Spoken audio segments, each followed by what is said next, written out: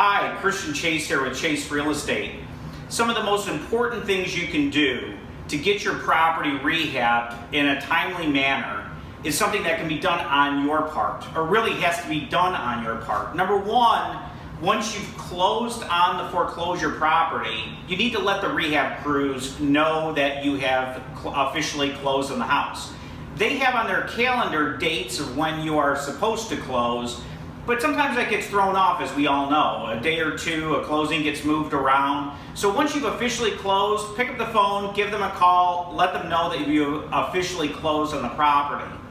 The next step, and I think this is so important, I've had meetings with our rehab crews to find out how can we speed our rehab process up. Right now it's taking us on average 46 days to get a property rehab from start to finish. Now, one of the things that they said is holding up the process is that the utilities are not activated at the property. The gas, the water, and the electric.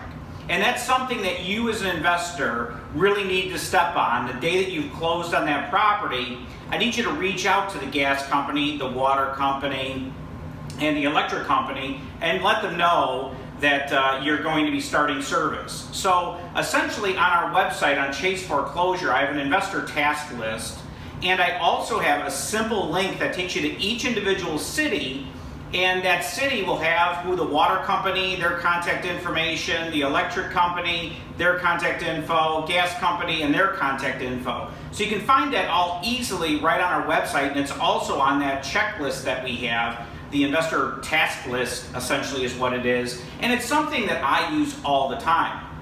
But you really have to get on the phone the day you close on the property, get the gas, the water, and the electric activated at the property. Now, that doesn't mean you need to go out to the property and activate the utilities. You need to get those scheduled. Once you get those items scheduled, you're going to try to get them scheduled all on one day. That works perfect with the rehab team. So gas, water, and electric scheduled on Friday.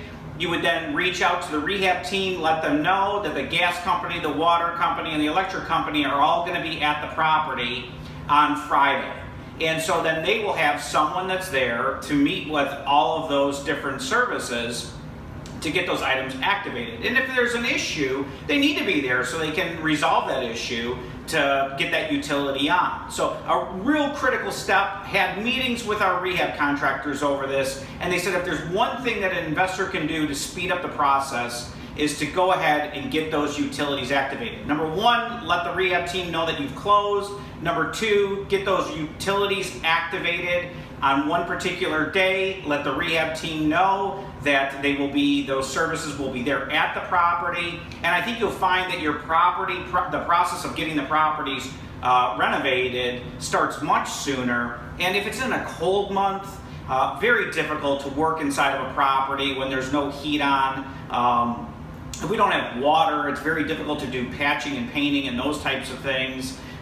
Same thing with electric, ties into the heat, and getting heat activated, or in those hot summer months, we would also need the electric activated to get that air conditioning working and things like that. You kind of have to think of it, a property is that, if they go ahead and they paint a property while it's cold on the inside, the second we turn the heat on, things expand and they contract depending on heat and cold, and then you'll start to see cracks and things like that. So a real important part, and something that I think that you can easily do, just go to Chase Foreclosure, click on the investor task list. It's something that I would print out. I personally print that out for every property that I do.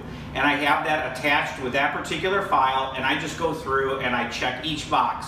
Did I do this? Did I do that? Did I do this? And I also write down my utility activation numbers. So I have those, because once the property's all fixed up, cleaned up, I get it under contract, the property closes, I'm going to need to then call the gas, water, and electric company, give them those reference numbers, the account numbers, and deactivate those utilities. So using that checklist, I think you'll find is going to, number one, keep you more organized, keep the project moving through the process, and saving you a bunch of time, and ultimately saving our rehab teams a bunch of time on trying to chase some of those items down. So as always, check out our website, chaseforeclosure.com. And if you have any questions, don't hesitate to give me a call. Thanks.